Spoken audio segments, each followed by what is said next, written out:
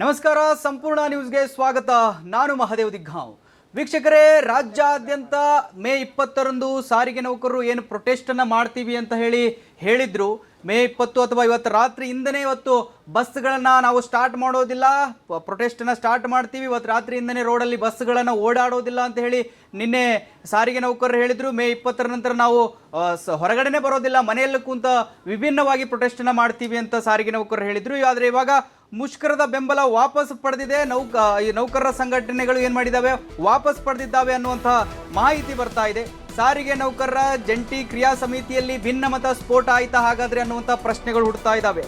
ಜಗದೀಶ್ ನೇತೃತ್ವದ ಕೆಎಸ್ಆರ್ಟಿಸಿ ನೌಕರರ ಸಂಘದಿಂದ ಈ ಒಂದು ನಿರ್ಧಾರವನ್ನ ತೆಗೆದುಕೊಳ್ಳಲಾಗಿದೆ.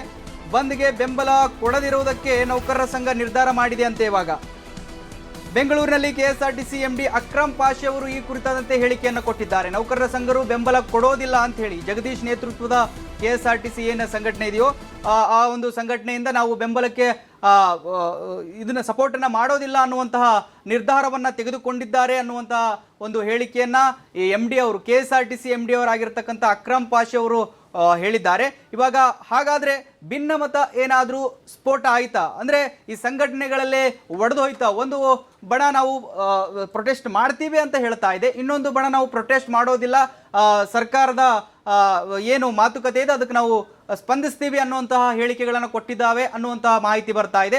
ಹಾಗಾದ್ರೆ ಮೇ 20ರ ನಂತರ ಅಥವಾ ಇವತ್ತು ರಾತ್ರಿಯಿಂದನೇ ಬಸ್ಗಳು ಓಡಾಡೋದಿಲ್ಲ ಅಂತ ಏನು ಹೇಳಿದ್ರು, ಅಥವಾ ಯಥಾಸ್ಥಿತಿಯಲ್ಲಿ ನಡೆದೇ ಹೋಗುತ್ತಾ? ಅಂದರೆ ಯಥಾಸ್ಥಿತಿಯಲ್ಲಿ ಬಸ್ಗಳು ರನ್ ಆಗ್ತವೆ, ಸಾರ್ವಜನಿಕರಿಗೆ ಯಾವುದೇ ತೊಂದರೆ ಆಗೋದಿಲ್ಲ, ಏನು ಸೌಲಭ್ಯ ಸಿಗಬೇಕೋ ಸರ್ಕಾರಿ ಅಂದರೆ ಈ KSRTCಯಿಂದ ಅದೆಲ್ಲ ಜನಗಳಿಗೆ ಸಿಗುತ್ತಾ ಹಾಗಾದರೆ ಅನ್ನುವಂಥ ಪ್ರಶ್ನೆಗಳು ಕಾಡ್ತಾ ಇದ್ದಾವೆ. ಅಂದರೆ ಕನ್ಫ್ಯೂಷನ್ ಇದೆ. ಇದು ಒಂದು ಬಣ ಮಾತ್ರ ಈ ಡಿಸಿಷನ್ ತೊಗೊಂಡಿದೆ, ಅಥವಾ ಈ ಸರ್ಕಾರಿ ನೌಕರರು ಇವಾಗ ಅವ್ರೇನು ಮಾಡ್ತಾರೆ ಅಂತ ಹೇಳಿ ಮೇನ್ ಆಗಿ ಬೇಕಾಗಿರೋದು ಅವರ ಒಂದು ಈಡೇರಿಸಬೇಕು, ಅವರ ಒಂದು ಬೇಡಿಕೆಗಳೇನಿದ್ದಾವೆ ಅದನ್ನು ಈಡೇರಬೇಕು.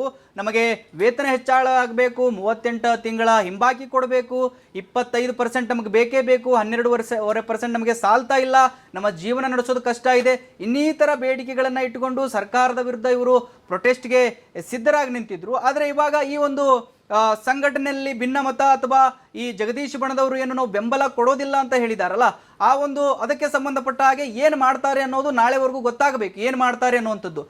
ಇದ್ರ ಬಗ್ಗೆ ಇನ್ನು ನಮ್ಮ ಪ್ರತಿನಿಧಿ ಮೋಹನ್ ಅವರು ನೇರ ಸಂಪರ್ಕದಲ್ಲಿ ಕನೆಕ್ಟ್ ಆಗ್ತಾ ಇದ್ದಾರೆ, ನಮಗೆ ಇದ್ರ ಬಗ್ಗೆ ಹೆಚ್ಚಿನ ಮಾಹಿತಿ ಕೊಡ್ತಾರವರು. ಎಸ್ ಮೋಹನ್, ಏನಿದೆ ಮಾಹಿತಿ ಇದ್ರ ಈ ಪ್ರೊಟೆಸ್ಟ್ ಬಗ್ಗೆ? ಅಂದರೆ ಒಂದು ಬಣ ಈ ರೀತಿಯ ನಿರ್ಧಾರವನ್ನು ತೆಗೆದುಕೊಂಡಿದೆ ಅಂತ ಹೇಳಿದ್ರೆ ಈಗ ಸಾರಿಗೆ ನೌಕರರು ಪ್ರೊಟೆಸ್ಟ್ ಮಾಡ್ತಾರಾ ಅಥವಾ ಮಾಡೋದಿಲ್ಲ ಅಂತವಂತಹ ಪ್ರಶ್ನೆಗಳು ಹುಡ್ತಾವೆ. ಏನಿದೆ ಮಾಹಿತಿ ಕೊಡೋದಾದರೆ? ಹೌದು ಮಹಾದೇವ್, ಏನು 20ನೇ ತಾರೀಕು ನಾವು ಸಾರಿಗೆ ನೌಕರರು ನಾವು ಬಂದ್ ಮಾಡ್ತೀವಿ, ನಾವು ಬಸ್ನ ಚಾಲನೆ ಮಾಡಲ್ಲ ಅಂತ ಹೇಳಿದರು. ಬಟ್ ಈಗ ಏನಾಗಿದೆ ಅಂದರೆ ಅವರು ನಮ್ಮ ಮುಷ್ಕರವನ್ನು ವಾಪಸ್ ತಗೊಂಡಿದ್ದಾರೆ. ಕಾರಣ ಏನಂತ ನೋಡೋದಾದರೆ ಇಲ್ಲಿ ಬಣಗಳು ಒಡೆದಿರೋದು ನಮಗೆ ಎದ್ದು ಕಾಣಿಸ್ತಾ ಇದೆ.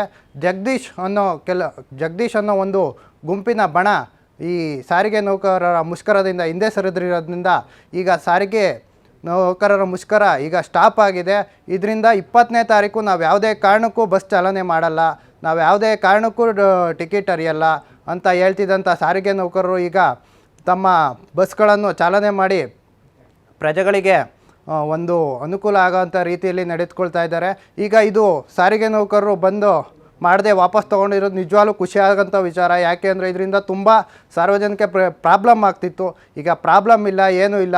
ಅವರು ಏನು 25% ಕೊಡಬೇಕು ಅಂತೇಳಿ ನಮಗೆ ಬೇಕೇ ಬೇಕು, ನಾವು 25% ಕೊಡೋವರೆಗೂ ನಾವು ಸಾರಿಗೆ ಚಾಲನೆ ಮಾಡಲ್ಲ, 20ನೇ ತಾರೀಕು ಬಂದ್ ಮಾಡ್ತೀವಿ ಅಂತ ಹೇಳಿದರು. ಬಟ್ ಸರ್ಕಾರ ಇದು 12.50 ಅಷ್ಟು ಏರಿಕೆ ಮಾಡಿತ್ತು, ಈಗಾಗಲೇ ಬಿಡುಗಡೆ ಮಾಡಿದೆ ಅಷ್ಟು. ಆದ್ದರಿಂದ ಯಾವುದೇ ಕಾರಣಕ್ಕೂ ನಾವು ಚಾಲನೆ ಮಾಡಲ್ಲ, ಬಂದ್ ಮಾಡ್ತೀವಿ ಅಂತ ಹೇಳಿ ಹಠ ಹಿಡಿದಂತ ಕುಂತಿದ್ದಂಥ ಚಾಲಕರ ಸಂಘಟನೆಗಳು ಈಗ ವಾಪಸ್ ತಗೊಂಡು ನಾವು ಚಾಲನೆ ಮಾಡ್ತೀವಿ, ಪ್ರಜೆಗಳಿಗೆ ಒಂದು ಒಳ್ಳೆಯ ಸೇವೆಯನ್ನು ಮಾಡ್ತೀವಿ, ನಾವು ಬಸ್ ಚಾಲನೆ ಮಾಡ್ತೀವಿ, ನಾವು ಸರ್ಕಾರ ಅಥವಾ ಪ್ರಜೆಗಳಿಗೆ ಯಾವುದೇ ಪ್ರಾಬ್ಲಮ್ ಮಾಡಲ್ಲ ಅಂತ ಹೇಳ್ತಾ ಅವರು ಈಗ ಏನು 20ನೇ ತಾರೀಕು ಬಂದು ಕರೆ ಕೊಟ್ಟಿದ್ರು ಅದನ್ನು ಹಿಂತೆಗೆದುಕೊಂಡಿದ್ದಾರೆ Mahadev. Yes okay Mohan, okay, thank you ನಿಮ್ಮೆಲ್ಲ ಮಾಹಿತಿಗಾಗಿ.